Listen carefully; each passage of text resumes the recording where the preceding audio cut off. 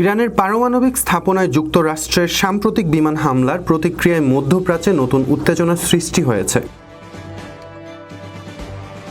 এরই মধ্যে ইরান সমর্থিত সশস্ত্র গোষ্ঠীগুলো যুক্তরাষ্ট্রের সামরিক ঘাঁটিগুলো লক্ষ্য করে পাল্টা হামলার প্রস্তুতি নিচ্ছে বলে জানিয়েছে নিউ ইয়র্ক টাইমস। পত্রিকাটির প্রতিবেদনে বলা যায়, মার্কিন সেনাবাহিনী ও গোয়েন্দা সংস্থাগুলো এরই মধ্যে ইরানপন্থী মিলিশিয়াদের সশস্ত্র প্রস্তুতি শনাক্ত করেছে। প্রাথমিকভাবে ইরাকের আইন আল আসাদ ঘাঁটি এবং সিরিয়ার কিছু মার্কিন অবস্থানে হামলা চালানো হতে পারে বলে আশঙ্কা করা হচ্ছে।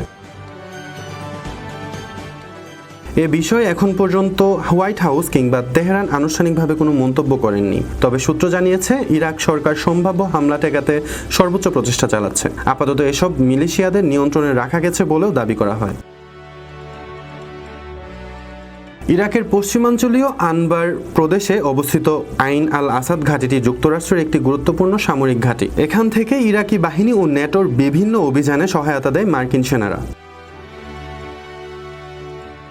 2020 সালে ইরানের কুদস ফোর্সের প্রধান জেনারেল কাসেম সুলাইমানিকে যুক্তরাষ্ট্রের ড্রোন হামলায় হত্যা করার পর এই ঘাঁটি লক্ষ্য করে ব্যাপক মিসাইল হামলা চালিয়েছিল ইরান। এছাড়া ইরাকের কুর্দিস্তান অঞ্চলের ইরবিল বিমান ঘাঁটিতেও রয়েছে যুক্তরাষ্ট্র ও মিত্রবাহিনীর উপস্থিতি।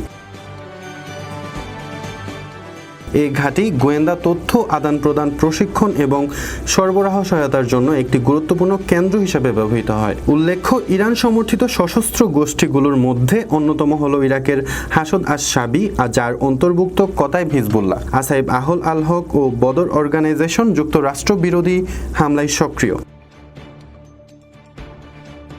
লেবাননের হিজবুল্লাহ ইরানের সবচেয়ে ঘনিষ্ঠ মিত্র, যারা ইসরায়েলের বিরুদ্ধে দীর্ঘদিন ধরে লড়াই চালিয়ে যাচ্ছে। ইয়েমেনের হুতি বিদ্রোহীরা সৌদি আরব ও ইসরায়েলের উপর ড্রোন ও ক্ষেপণাস্ত্র হামলা চালায়।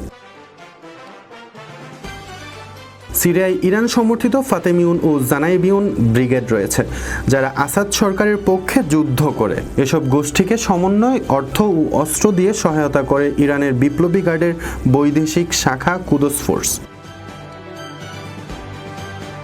রিফাত সরকার, নিউজ ল্যাব, নিউজ ডেস্ক।